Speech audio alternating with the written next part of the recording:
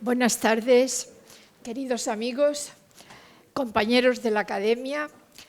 Vamos a continuar el ciclo que la Real Academia de San Telmo ha organizado para dar a conocer a los que fueron nuestros presidentes, que empezamos el mes pasado con la profesora de la UMA, Eva Ramos Frendo, quien glosó la figura de nuestro primer presidente, el Marqués de la Paniega. Y yo voy a excusar a nuestro presidente actual porque tenía un compromiso ineludible hace ya mucho tiempo y no puede acompañarnos hoy. Va a intervenir con su conferencia nuestro vicepresidente y director del Museo Rebello de Toro, Elías de Mateo Avilés, quien nos hablará sobre los presidentes de principios del siglo XX. 4. Rafael Romero Aguado, Ramón Martín Gil, Ricardo Grosso Urueta y José Estrada Estrada. Son personajes bastante más desconocidos que el Marqués de la Paniega, que escuchamos su biografía el día anterior, unos más que otros, pero estoy convencida de que saldremos de aquí con un amplio conocimiento sobre ellos, porque Elías de Mateo es la persona adecuada para exponer la personalidad de estos presidentes. Como Elías es bien conocido en el mundo intelectual de Málaga, había pensado no presentarlo para no restar tiempo a su exposición, pero al menos quiero justificar su presencia aquí.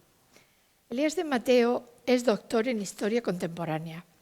Su tesis, Religiosidad e Irreligiosidad en la España de la Restauración, mereció premio extraordinario de doctorado.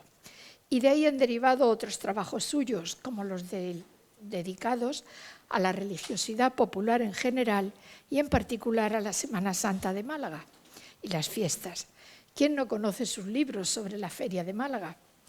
Que tienen muy poco de folclórico, nada, porque son ensayos de investigación dentro de la historia de las mentalidades. Y le ha interesado muy especialmente la historia política y social de Málaga en los siglos XIX y XX, aunque no se ha quedado solo en temas locales. Pero no se asusten que yo no voy a dar los títulos porque son tantos que necesitaría todo su tiempo. Ha sido profesor de Historia Contemporánea en enseñanza secundaria y también profesor de Historia Económica en la Universidad de Málaga, compatibilizando su labor docente con la investigación. Esa labor de investigación se ha plasmado en unos 50 libros y más de un centenar de artículos, ponencias en congresos y muchas conferencias. Voy a citar una porque yo creo que aprendimos mucho con esa conferencia y es algo que todavía llevamos aquí. Recuerdo muy especialmente la que impartió sobre la situación planteada cuando Rusia declaró la guerra a Ucrania. Fue una exposición clarísima dentro de la complejidad de aquellos territorios. Entonces no pensábamos que iban a estar tan castigados y que duraría tantísimo, como Honduras. Como historiador del siglo XIX, la historia de la Academia se encuentra de lleno en sus intereses de investigación. Él fue quien concibió este ciclo que acogimos todos con entusiasmo, porque es importante conocer nuestra historia, y ustedes también, porque es una parte de la historia de Málaga. Este ciclo, que tienen ahí el programa de todas las conferencias, se complementa con la exposición que en colaboración con la Academia se ha inaugurado el 6 de mayo en el Museo Rebello de Toro, que él mismo dirige. La exposición se titula Rebello de Toro y la Real Academia de Bellas Artes de San Telmo. Ya saben ustedes que en ese museo Félix Rebello está siempre presente y en esta ocasión también lo está, porque uno de esos retratos, el de Alfonso Canales, es obra suya. Aquí, en la exposición, se presenta la imagen de nuestros presidentes, pintados por otros pintores académicos, y es un magnífico complemento visual de este ciclo de conferencias. Yo les aconsejo que vayan a verla. Y ahora vamos a escuchar la conferencia de Elías de Mateo para conocer de lleno a estos personajes. Muchas gracias, Elías.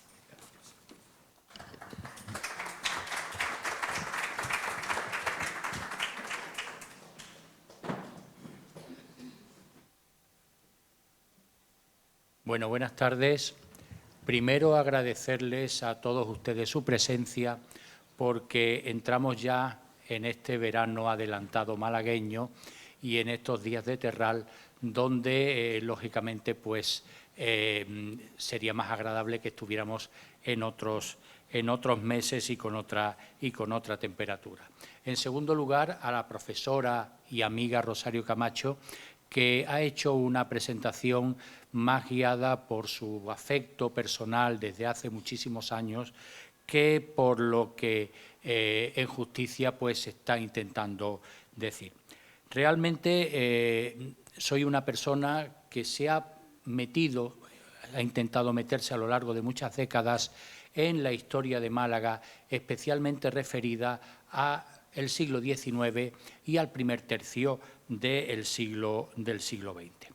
Y este ciclo surge, como ha señalado la profesora Rosario Camacho, con la idea de que los académicos, en primer lugar, y después el público interesado en general, pues lleguemos a conocer, por lo menos de una manera aproximada, cuáles fueron las trayectorias vitales de las personas que estuvieron a cargo de esta institución que este año, pues, como ustedes saben, cumple su 175 aniversario.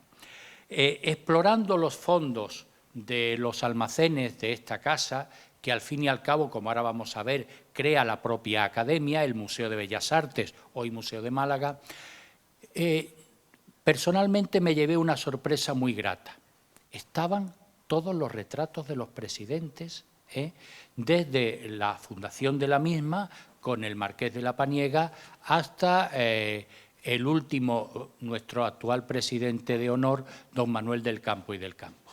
Eso ha permitido la exposición en el Museo Rebello y ha permitido también el que intentemos profundizar en personajes que en principio nos resultan desconocidos. Les voy a poner a ustedes un ejemplo o dos ejemplos muy significativos. Hay dos instituciones en Málaga que tienen una galería de sus, vamos a decir, presidentes, decanos, alcaldes, que son el Ayuntamiento de la ciudad y el Colegio de Abogados. Si uno se acerca a esas galerías, verá que los últimos representantes, pues, a todos hemos tenido, pues, por lo menos un cierto conocimiento de cuál ha sido su trayectoria vital, su labor al frente del Colegio de Abogados o de la ciudad, pero cuando uno se traslada hacia tiempos pasados, pues aparecen personajes donde llega uno a preguntarse, ¿y este señor quién era? ¿A qué se dedicaba? ¿Y qué huella dejó, bien como alcalde de la ciudad o bien como decano del Colegio de Abogados? Y de eso sabe mucho nuestra compañera Maripepa Lara. Pues igual ocurre en nuestra institución, en la Real Academia de Bellas Artes de San Telmo.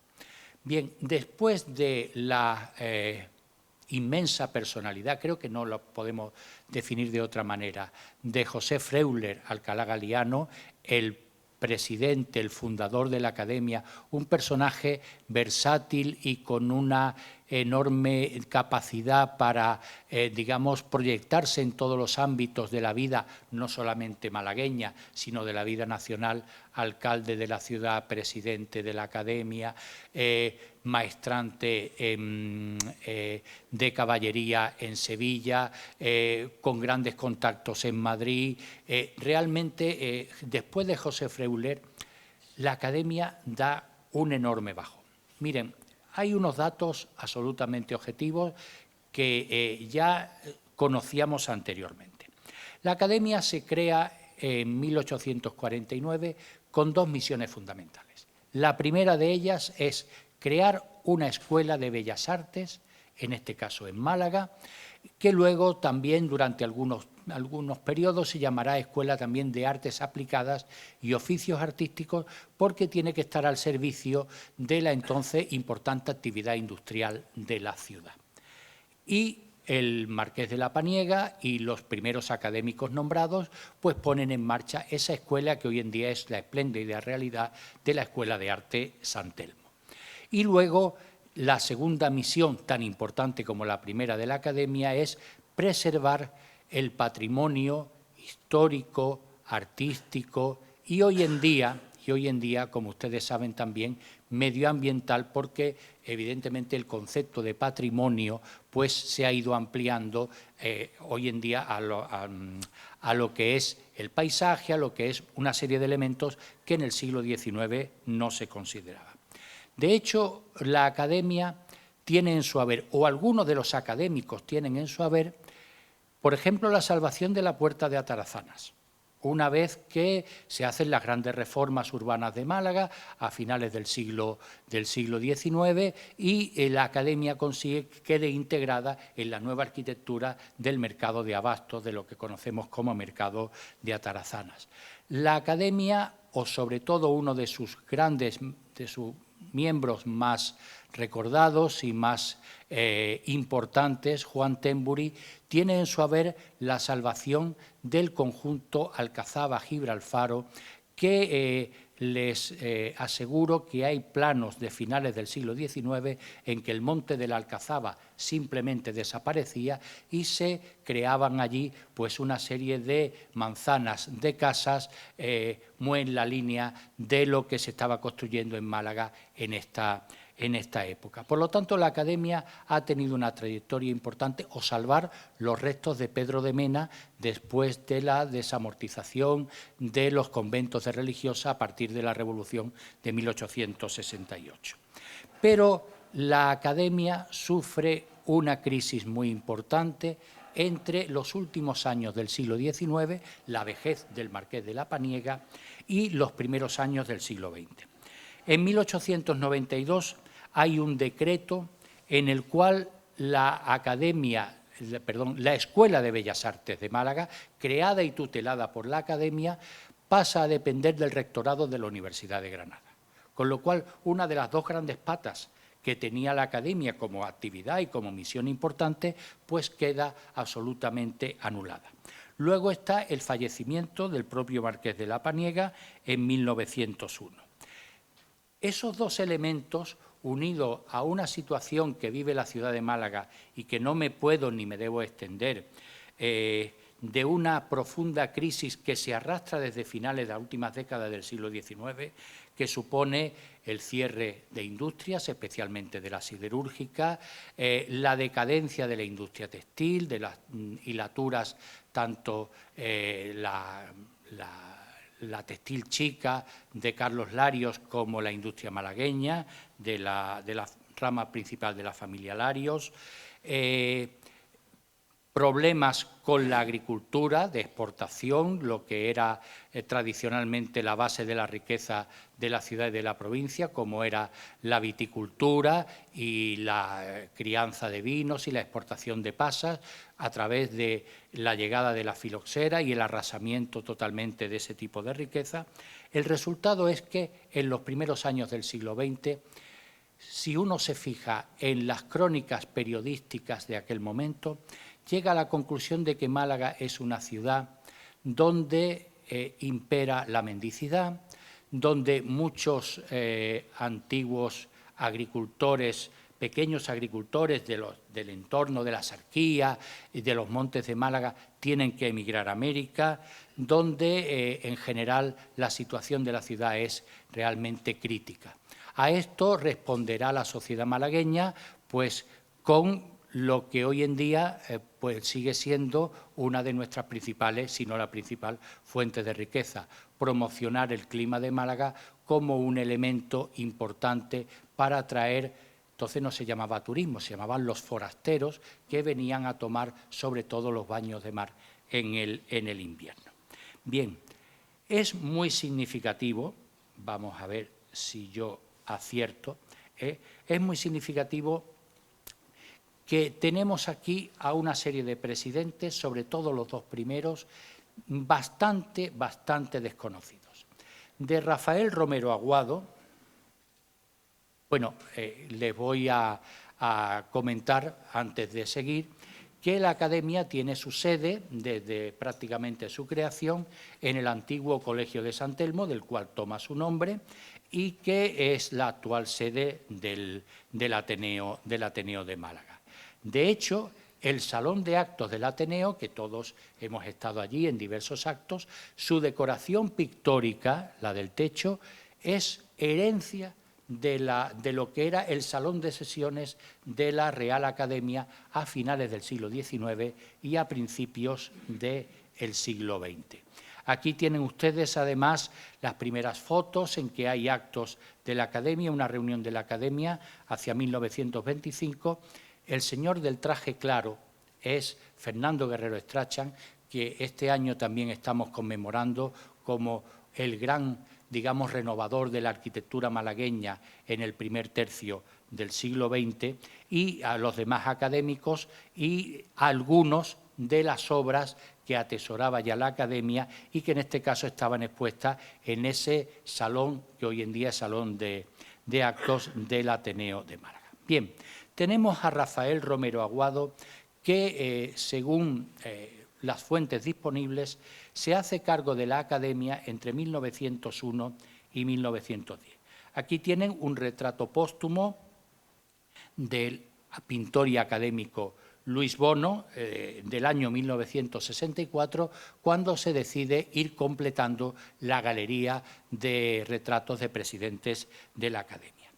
Cuando yo me enfrenté a este personaje, tengo que decir que en principio, ¿quién era Rafael Romero Aguado?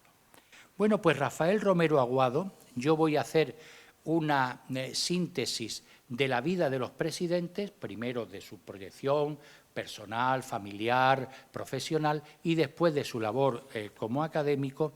Rafael Romero Aguado es un personaje desconocido hasta el momento presente. No tan desconocido porque realmente en Málaga y en muchos lugares de España falta el estudio de lo que se conoce en el mundo de los especialistas, de la historiografía, como el vértice del poder.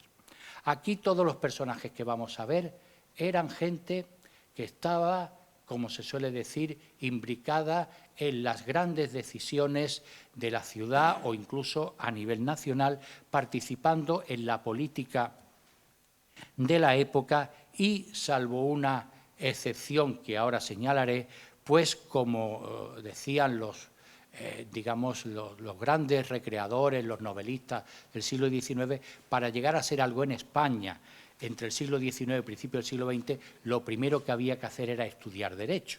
O sea, era una España en manos de los abogados. De hecho, José Freuler, la profesora Ramos Frendo, nos indicó que había estudiado Derecho y que ejerció incluso de abogado. Bien, Rafael Romero Aguado nació en Málaga en 1850.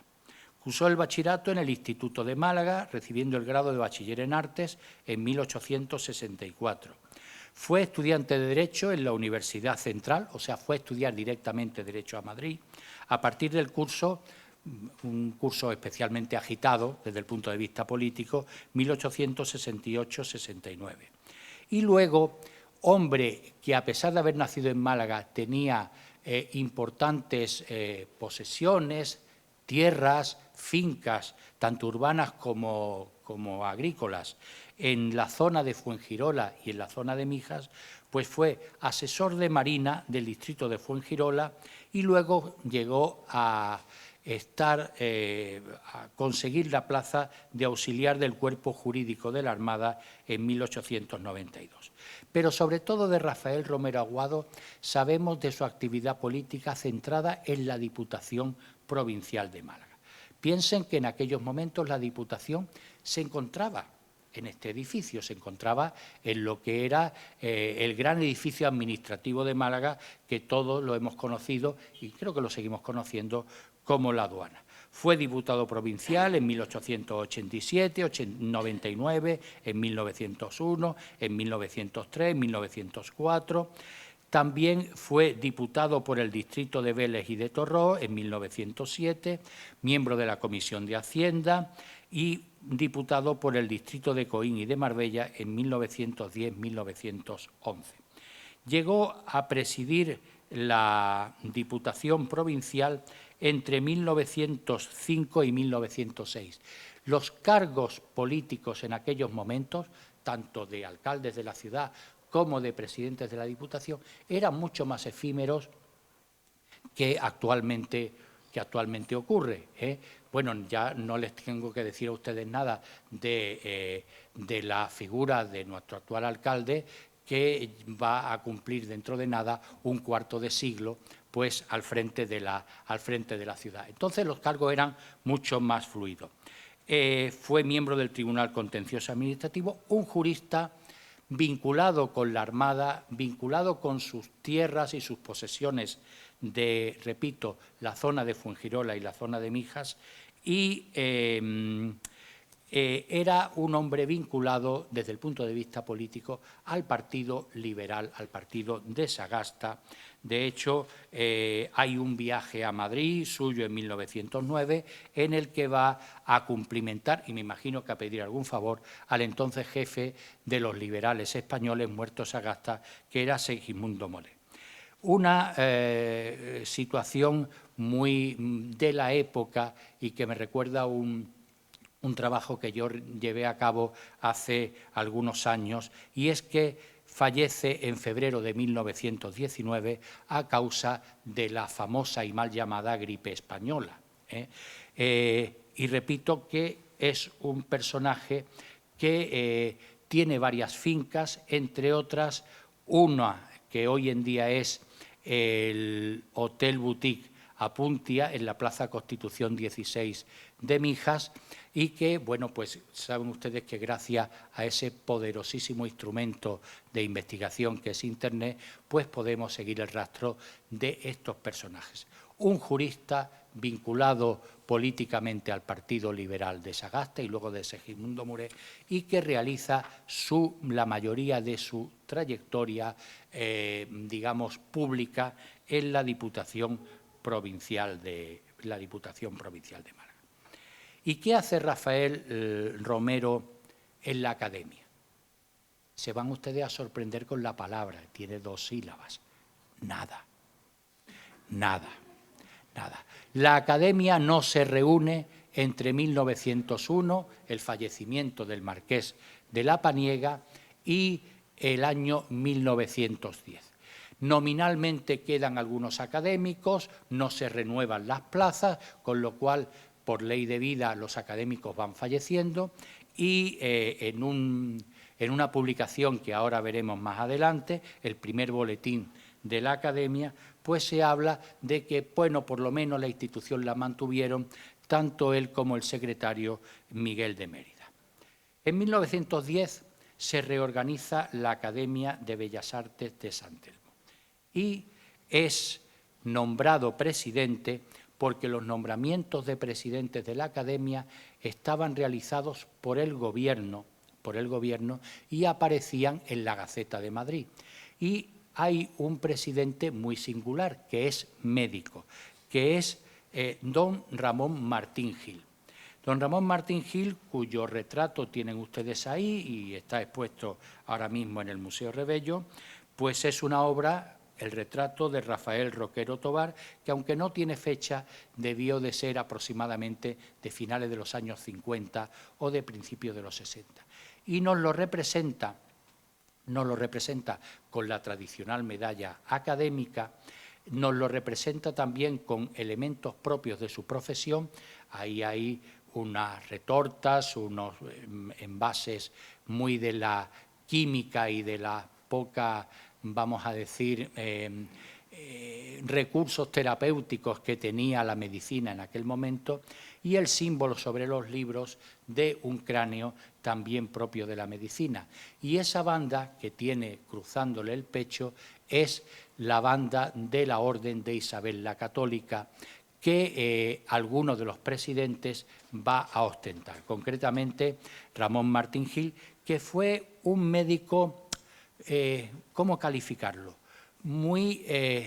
Con muchas iniciativas, con mucha creatividad, con mucha inventiva. El diccionario de autores malagueños que coordinó en su momento el que fuera miembro de nuestra academia, Cristóbal Cuevas, nos habla de que Martín Gil nació en junio de 1853, que consigue la licenciatura en Medicina y Cirugía por la Universidad de Granada y el doctorado por la Universidad Central de Madrid. Ustedes saben que hasta los años, hasta después de la Guerra Civil, los doctorados exclusivamente se otorgaban en la Universidad Central. Las universidades de provincias, entre comillas, no tenían ese último ciclo de doctorado. Consigue aprobar una plaza de médico de la Armada en 1876. Fue durante muchos años director del Hospital Noble en nuestra ciudad, en Málaga. Perteneció a la Academia de Medicina y Cirugía de Barcelona. Colaboró con sus publicaciones, con sus investigaciones en diversos periódicos y revistas, tanto españoles como extranjeros, Gaceta Médica de Cataluña, la Prensa Médica de Granada y a niveles local, pues en los diarios Las Noticias, la Unión Mercantil y El Correo. Y sobre todo fue un personaje que inventó artilugios para facilitar la labor del médico. Verán, por ejemplo, hay una serie de sillas y de camillas para la exploración ginecológica de las mujeres. Hay también una serie, era un hombre muy osado porque trataba casi de todo. Hoy en día que la medicina es algo súper especializado, pues entre sus publicaciones están Notas sobre el cálculo biliar, 1890, el nuevo sillón cama, para el reconocimiento ginecológico, que lo publica, Tratado práctico de la electricidad en ginecología, nuevos campos en las operaciones del abdomen, tratamiento de las enfermedades infecciosas que tienen su origen en el tubo digestivo, antisepsis intestinal, el arte de embalsamar, también la aplicación de entonces muy novedosa de la electricidad a la medicina y también de los rayos X. Fue facultativo de la beneficencia municipal. Ya he dicho que durante muchos años fue director del Hospital Noble de Málaga, y la prensa nos da noticias porque además debía de ser también un personaje que le gustaba cierta promoción. Por ejemplo, en septiembre de 1889 realizó, dice la Unión Mercantil, una arriesgada intervención quirúrgica a un joven de 24 años, extirpándole un voluminoso tumor en el cuello y la glándula parotidoidea con éxito. Fue cofundador de la Sociedad de Ciencias sobre el Hipnotismo, otra técnica médica muy en boga, digamos, muy de moda en aquellos momentos, y hay grabados de ese sillón cama para reconocimientos y el electrónomo, que era un invento pues para aplicar la electricidad en determinadas patologías. Decirles que fue además, también participó en la Sociedad Propagandista del Clima y Embellecimiento de Málaga, ese intento de fomentar Málaga como lugar con atractivo turístico debido a su clima, especialmente en invierno, y de hecho llevó un trabajo sobre el clima de Málaga al 9º Congreso Internacional de Higiene y Demografía que se celebró en Madrid. Ramón Martín Gil reorganiza la academia a partir de 1910-1911. Aquí tienen ustedes una biografía. Bueno, simplemente la Unión Mercantil hacía unos grabados de los personajes importantes y hacía una trayectoria biográfica de los mismos. Bien, se refunda la academia, pero hay una gran polémica en 1911 porque Ramón Martín Gil y los nuevos académicos nombrados no cuentan con los académicos anteriores. Hay un conflicto interno en la academia y hay también el primer intento de crear un museo por parte de la Academia. De hecho, se le pide al Ayuntamiento en 1911 un local para establecer el museo con las colecciones artísticas de la Academia. Y el Ayuntamiento cede, no se llega a concretar, pero cede unos locales en el entorno de la iglesia de Santo Domingo para establecer un museo arqueológico, y ahí los buenos oficios del que fuera también académico de esta casa e importante jurista, Francisco García Almendro, pues tienen mucho que ver. Pero hay una cosa muy interesante que no sé si aparecerán o ha aparecido ya los planos, y es que hay un proyecto fomentado durante la etapa de Martín Gil como presidente de la Academia de hacer un palacio o un pabellón de exposiciones permanente en el parque. Ese palacio de exposiciones o pabellón de exposiciones tenía un proyecto arquitectónico de Fernando Guerrero Strachan y de Rivera Vera. Estamos hablando de 1913. Creo que no ha aparecido, pero en las actas y en la prensa está. Es coger una zona del parque y hacer como una especie de palacio de exposiciones, naturalmente con los parámetros de principios del siglo XX. También se organizan algunas exposiciones de estudio y apuntes, en 1914, coordinada por los pintores académicos Antonio Burgosón y Rafael Murillo Carreras. Bien, y lo más importante quizá es que tienen ustedes aquí, quizá no lo lean perfectamente, pero sí es la primera página del primer boletín que se edita de la Academia de Bellas Artes de San Telmo de Málaga, en el que se hace una breve trayectoria histórica de la misma y se empieza a, nada más que hay un número, pero se empieza a relatar las actividades que empiezan a realizarse en la Academia a partir de 1911. Por lo tanto, Ramón Martín Gil supone un inicio de nuevo de la actividad tradicional de la Academia. Bien, creo que vamos a llegar al personaje más interesante de esta tarde. Ricardo Gros Orueta, tercer marqués de Casa Lori. Aquí tienen ustedes el retrato póstumo que le haría en 1961, él muere en 1941, pues otro de los pintores académicos, Antonio Cañete Sánchez. Ricardo Gros aparece aquí con el uniforme de gentilhombre de cámara de Alfonso XIII, aparece con la medalla académica y aparece con la Gran Cruz y la banda de la Orden de Isabel la Católica. De Ricardo Gros yo tengo que contarles a ustedes una experiencia personal, aunque lejana en el tiempo. En 1990, siendo secretario de la Congregación de Mena y hermano mayor de la misma, el hoy ya desaparecido Vicente Pineda, contactamos con la hija más pequeña de Ricardo Gros. Conocida en Málaga era María Eugenia Gros Loring, pero conocida en Málaga como Chica Gros. Nos atendió magníficamente en su casa de Montesancha, tomamos un café, nos enseñó recuerdos de su padre y Ricardo Gros fue un personaje importantísimo y creo que no suficientemente estudiado en la Málaga de principios del siglo XX.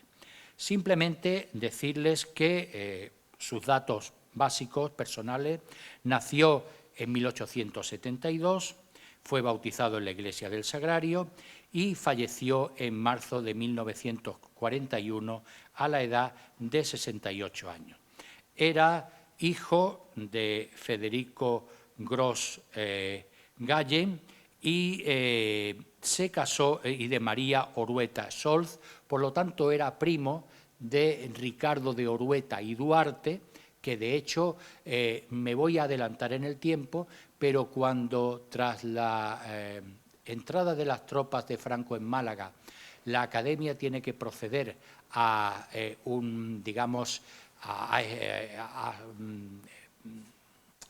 ¿cómo le diría yo? Bueno, pues a eliminar aquellos elementos republicanos, etcétera, siguiendo indicaciones del gobernador civil, Ricardo Gros tiene una intervención muy firme diciendo que ningún académico tiene que ser apartado y tiene que ser, digamos, que cesado en su cargo por ningún tipo de actividad política. Era un hombre, parece ser, de una enorme personalidad y de una enorme firmeza en sus convicciones. Se casó en junio de 1905 con Julia Loring Heredia, tercera marquesa de Casa Loring, y por lo tanto, como es tradición y es legal en España, ostentó el título que realmente era el título de marqués consorte, tercer marqués consorte de Casa Loring. Luego, su primera mujer, Julia Loring Heredia, fallece tempranamente y se casa en segundas nupcias con Amparo Durán Peñalver hasta el momento de su fallecimiento. Su viuda le va a, como se suele decir, le va a sobrevivir.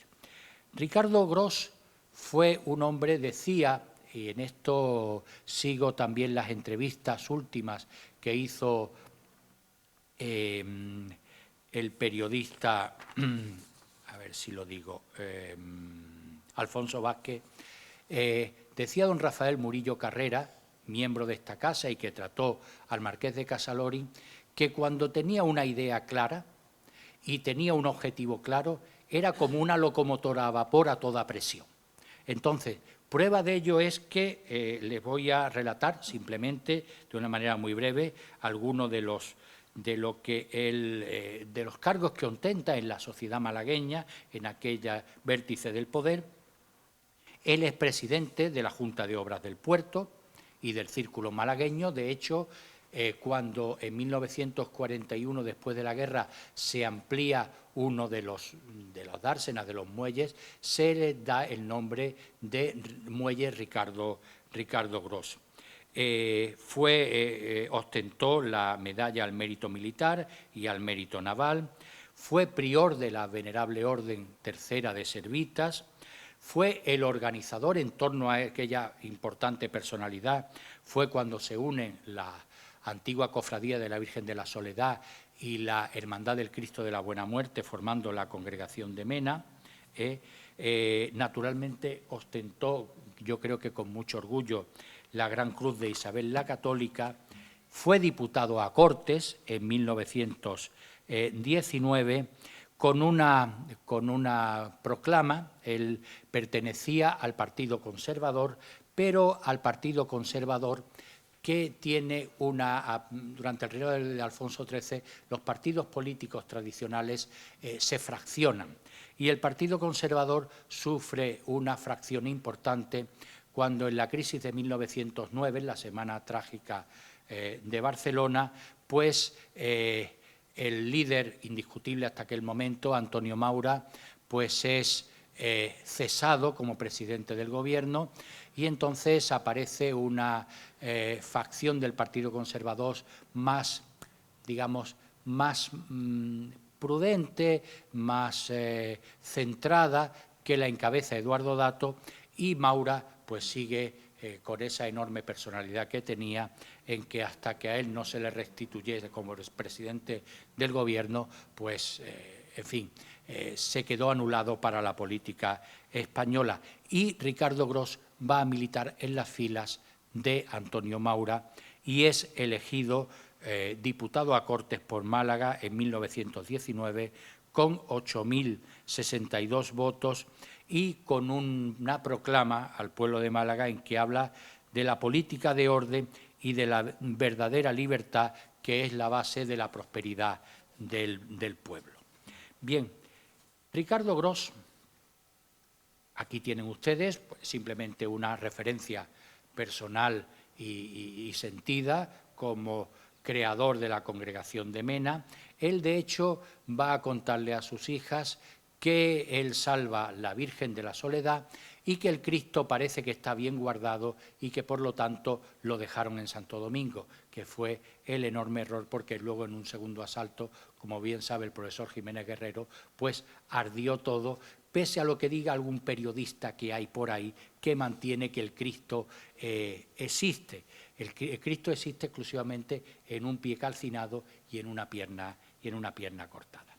Aquí lo tienen también en su función como responsable, como prior de Servitas, como presidente de la Junta del Puerto, de la Junta de Obras del Puerto, hoy en día autoridad portuaria, y como diputado a Cortes en 1919. Lo primero que hace Ricardo Gros cuando se hace cargo de la Academia es tirar de sus influencias en Madrid y conseguir del rey Alfonso XIII, que era una persona con muchos defectos y con muchas virtudes, pero tremendamente generosa, y consigue en 1915 el título de real para esta casa, que lo ostenta desde entonces con un enorme orgullo. Evidentemente, Ricardo Gros tenía contactos en Madrid y yo me imagino que incluso como gentilhombre de Cámara tenía acceso directo a la propia figura, del monarca. Decirles también que hay un momento en la Academia de crisis, aunque el doctor Martin Hill ha puesto ya las cosas en marcha, ha tenido conflicto interno entre académicos antiguos que no venían y académicos modernos que venían. La música suena, es demasiado actual quizás, lo digo a nivel interno para los académicos, pero cuando el doctor Martin Hill cesa, hay una situación muy singular. Aparecen dos nombramientos en la Gaceta de Madrid como presidentes de la Academia y esas dos personas renuncian a ser presidentes de la Academia. Primero es José Aurelio Larios y Larios, académico de esta casa, y tercer marqués de Larios. No acepta el cargo. Y luego va a ser Francisco Torres de Navarra, un personaje también vinculado al mundo de los negocios y de los seguros, tampoco acepta ese nombramiento. Y yo tengo que suponer con fundamento que en aquel momento el que da el paso adelante, porque era una persona que estaba siempre a la altura de las circunstancias, pues fue precisamente Ricardo Gros Orueta, con el cual se inaugura para la Academia una etapa que yo pienso que es una etapa extremadamente brillante. Yo simplemente no les quiero prolongar porque en verano y con calor las homilías y las conferencias lo más breves posible. Es una norma casi de gentileza y de educación. Pero verán, lo primero que hace, ya lo he dicho, es conseguir el título de real por parte de Su Majestad Alfonso XIII. Luego empieza a organizar conferencias en la sede de la Academia, que piensen que está en el antiguo Colegio de San Telmo, hoy en día en el Ateneo. Hay una conferencia, la dedicada a Murillo, la va a impartir el pintor y académico Leopoldo Guerrero del Castillo, otra dedicada a Goya por el académico López Barroso, que era además un notario extremadamente culto en Málaga, que tenía una magnífica biblioteca, la dedicada al arte cartujano por el catedrático de Granada, Martín Domínguez Berrueta, la dedicada a los pintores venecianos por el pintor y académico César Álvarez Dumont, y la dedicada al arte románico por su propio primo, por Ricardo de Orueta. A partir de 1915 la Academia organiza exposiciones anuales de industrias artísticas y trabajos escolares. Es una manera de acercarse tanto a los alumnos de San Telmo como a las escuelas de Málaga entonces.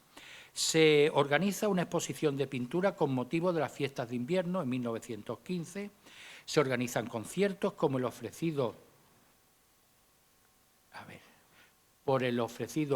por el violinista Francisco Costa en abril de 1915. Aquí tienen ustedes el programa conservado en el archivo Díaz de Escobar. Se imparten cursos sobre pintura, escultura y arquitectura por parte de los académicos. Se realiza una sesión solemne en homenaje a la Universidad de Granada y con la presencia de su rector en 1916, y, volviendo para atrás, se crea oficialmente el Museo Provincial de Bellas Artes en 1913, con los fondos artísticos que la Academia ha ido recogiendo desde su creación en 1849. Esta fue la primera sede del museo, que era una casa propiedad del Marqués de Larios, situado en la calle Pedro de Toledo. Si se dan ustedes cuenta, esta foto, que debe de ser de los años 40, años 50 del siglo pasado, ya aparece la casa que está lindando con el Museo Rebello de Toro, pero era una casa muy en las características de la arquitectura del popular del 18 malagueño. De todas maneras, ese Museo de Bellas Artes se inaugura en 1916, pero en 1920 la Casa Larios, Marqués de Larios, vende este edificio a las teresianas. Recordamos todavía el colegio cuando estaba allí, antes de construirse el actual edificio de viviendas, y el museo vuelve a almacenarse o a aglomerarse en los locales de la Academia, que siguen estando a principios de calle Compañía, en lo que es actualmente el Ateneo de Málaga. Aquí ven ustedes lo que fue el primer patronato del museo, donde, si se fijan, el presidente del patronato es el Marqués de Casalori.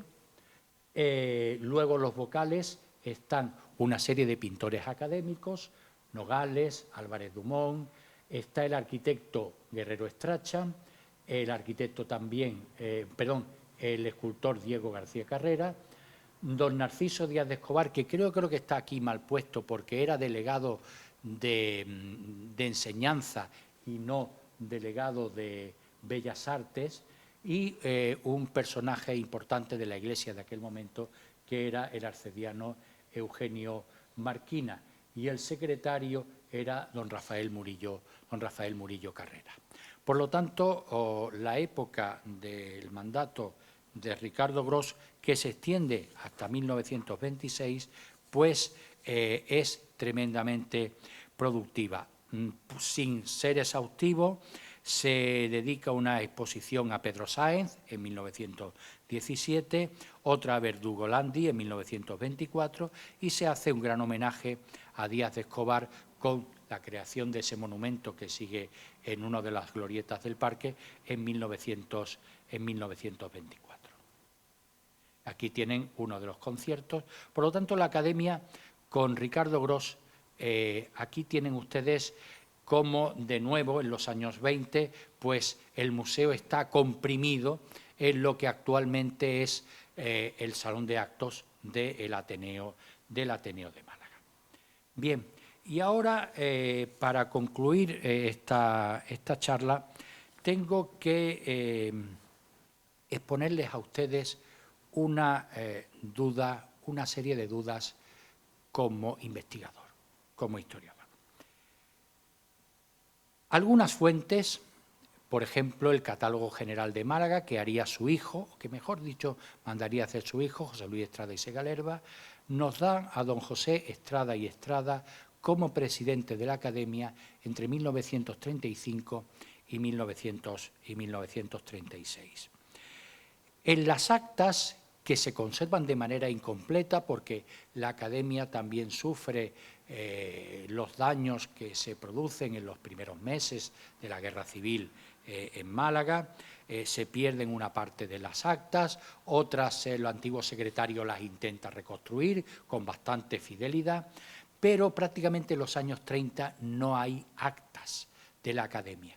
Y es muy singular, por eso yo pongo entre paréntesis la presidencia del que luego fuera ministro de Justicia y Cultos, José Estrada, porque cuando se reinicia la vida académica tras febrero de 1937, aparece de nuevo, simplemente como presidente de la academia, el que sería gran escritor y posteriormente académico de la Española, Salvador González Anaya.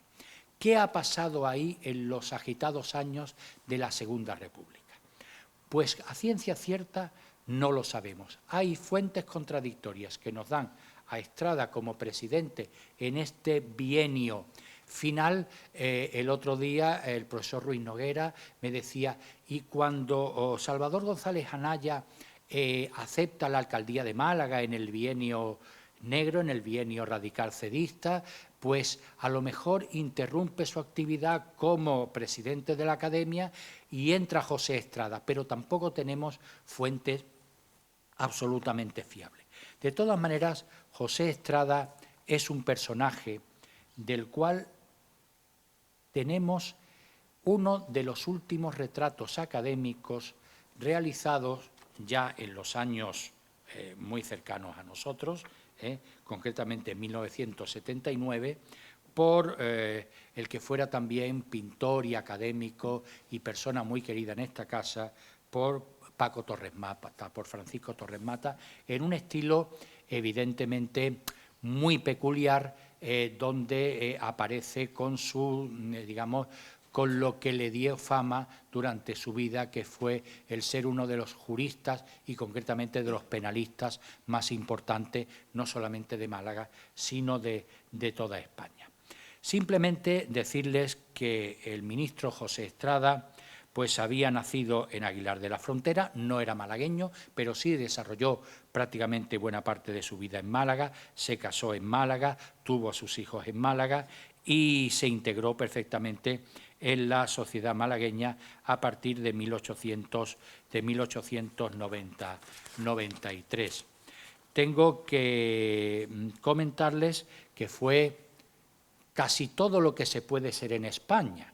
Fue concejal, fue teniente de alcalde, fue diputado a Cortes y lo más importante es que cuando se agota la dictadura del general Primo de Rivera en enero de 1930 y el rey intenta volver a lo que se llamaba la normalidad constitucional, constituye un gobierno presidido por el general Berenguer, un personaje, un militar palaciego de su confianza, y encomienda la importantísima cartera de Justicia y Cultos a el que era entonces prestigiosísimo abogado José Estrada, el cual, que no ha querido colaborar con la dictadura de Primo de Rivera, es un hombre, digamos, condicionado por su profunda formación jurídica. Entonces, digamos, el destrozar la Constitución,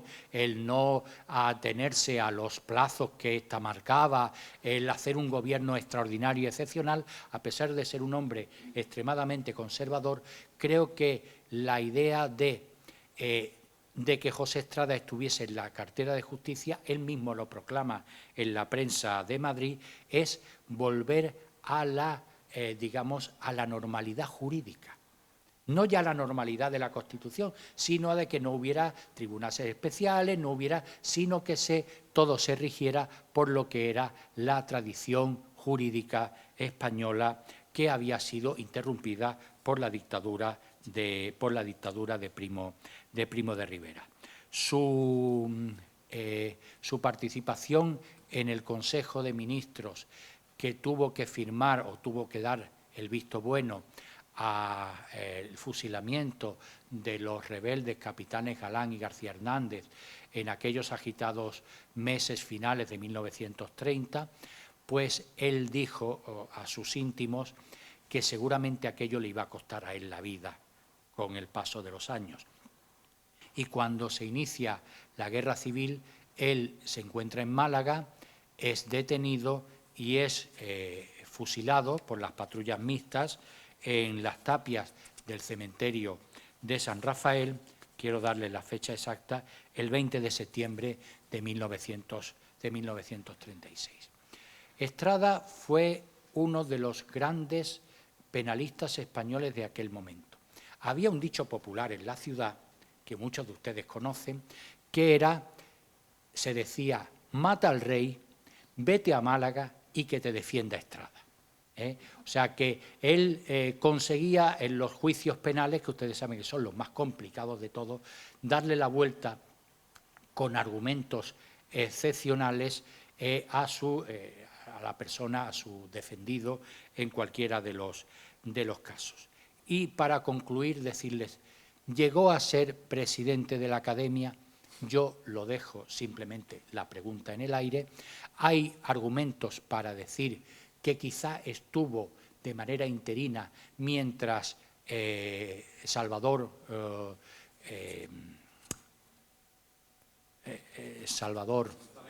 González Anaya ocupó la alcaldía de la ciudad, y también hay argumentos para pensar que si no, en la primera reunión de la Academia tras la conquista de las tropas de Franco de Málaga, aparte de que mueren, son asesinados algunos académicos, pero se hubiera referido a Estrada como nuestro presidente, solamente se refieren a él como nuestro académico que ha sido asesinado, etcétera, etcétera.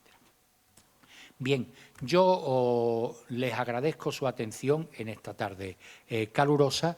Creo que he sido prudente en el tiempo, creo que he planteado dudas y he planteado también, digamos, noticias nuevas sobre estos personajes desconocidos que rigen la Academia a principios del siglo XX, y creo que las próximas intervenciones, que las tengo aquí, pero que volvemos a personajes realmente importantísimos y de una enorme huella en la historia de Málaga.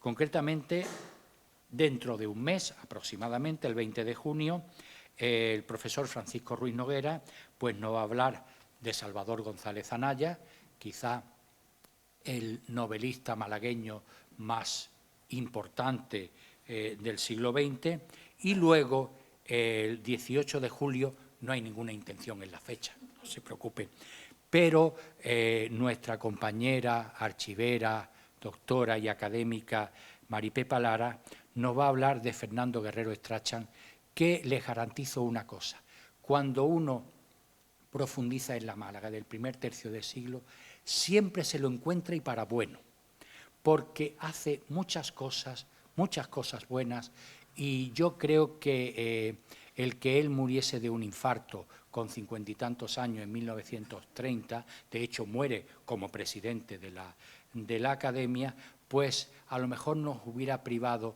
después de la Guerra Civil, de una nueva tanda de obras importantes como arquitecto. De hecho, el Colegio de Arquitectos y nosotros mismos estamos uniéndonos ahora mismo en la conmemoración, no sé, creo que del centenario de Fernando Guerrero Strachan. Muchas gracias.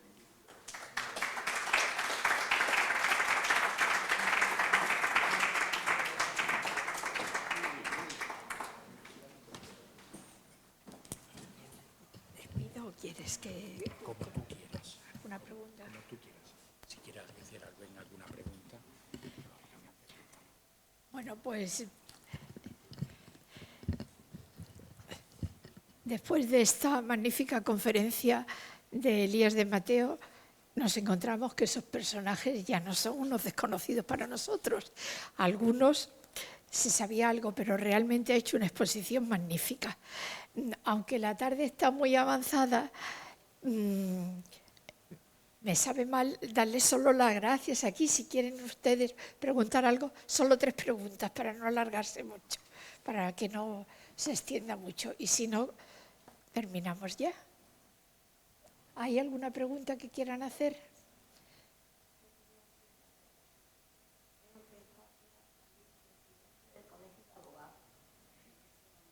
Sí. Estrada.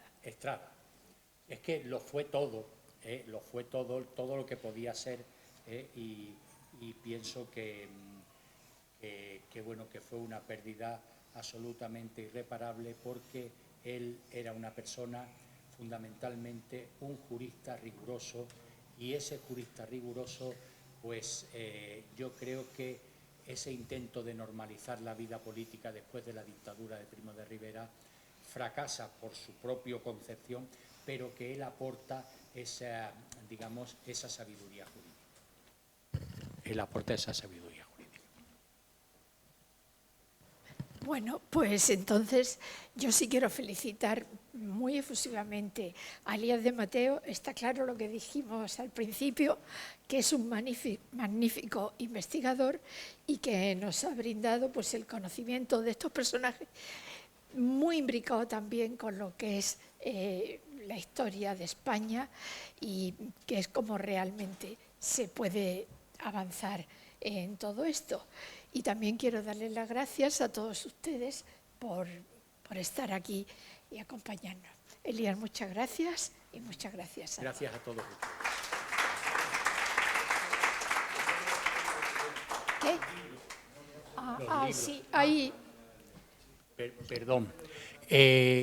Quien tenga el gusto de poder, la Academia tiene el honor de poder obsequiarles a ustedes con algunos de los fondos bibliográficos que tenemos, que están allí en aquel alféizar de la ventana, y también yo lo he repartido, pero si ustedes quieren el pequeño catálogo que hemos hecho de la exposición de los presidentes, que tiene una dimensión más artística que histórica, pues lo tienen ustedes también ahí a la derecha, según se sabe.